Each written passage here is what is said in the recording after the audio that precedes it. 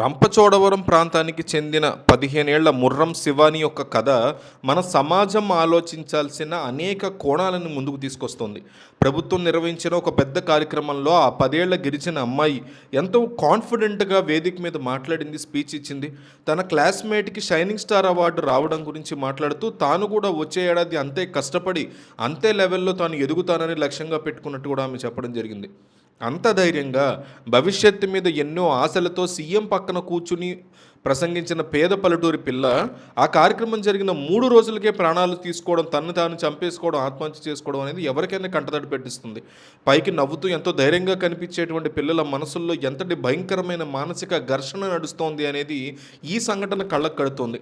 ఒకవైపు ఉచిత చదువు, బట్టలు, పుస్తకాలు, మధ్యాహ్న భోజన పథకాలు, ఈ ఇతరత్ర పథకాల రూపంలో ఆర్థిక సాయం ఇవన్నీ ప్రభుత్వం అందిస్తున్నా ఆ అమ్మాయిని మనం కాపాడుకోలేకపోయాము అనేది అర్థం చేసుకోవాలి. ఎందుకంటే మనిషికి కేవలం తిండి, బట్ట ఉంటే సరిపోవు, మానసిక భద్రత కూడా చాలా ముఖ్యమని ఈ సంఘటన నిరూపిస్తుంది.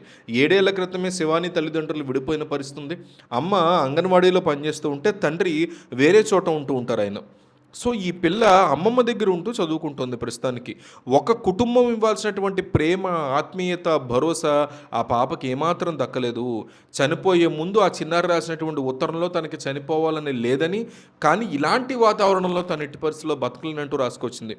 అమ్మా, నాన్న, తాత, అమ్మమ్మ అందరూ కలిసి ఉంటే బాగుండేది కదా అంటూ కూడా లెటర్లో పేర్కొంది.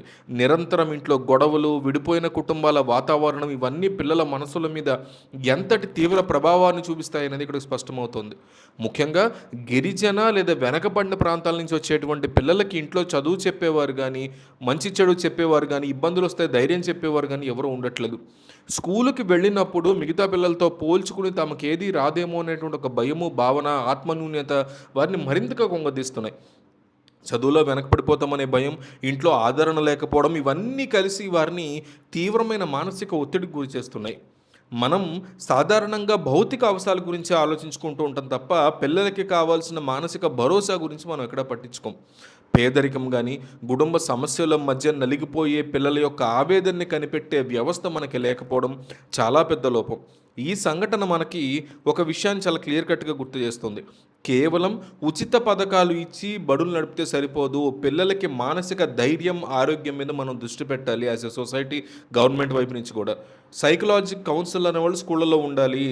అభివృద్ధి చెందిన దేశాల్లో చిన్నప్పటి నుంచి పిల్లల యొక్క సమస్యల్ని విని పరిష్కరించడానికి సెపరేట్ కౌన్సిలర్స్ని పెడుతూ ఉంటారు. అట్లాగే మనం కూడా ఖచ్చితంగా పెట్టి తీరాలి. మీకు ఈ అంశం మీద ఏమనిపించింది అనేది ఖచ్చితంగా కామెంట్ రూపంలో తెలియజేస్తూనే మీ అభిప్రాయాన్ని కింద క్లియర్ కట్గా రాయండి. అట్లాగే ఛానల్ సబ్స్క్రైబ్ చేసుకోండి.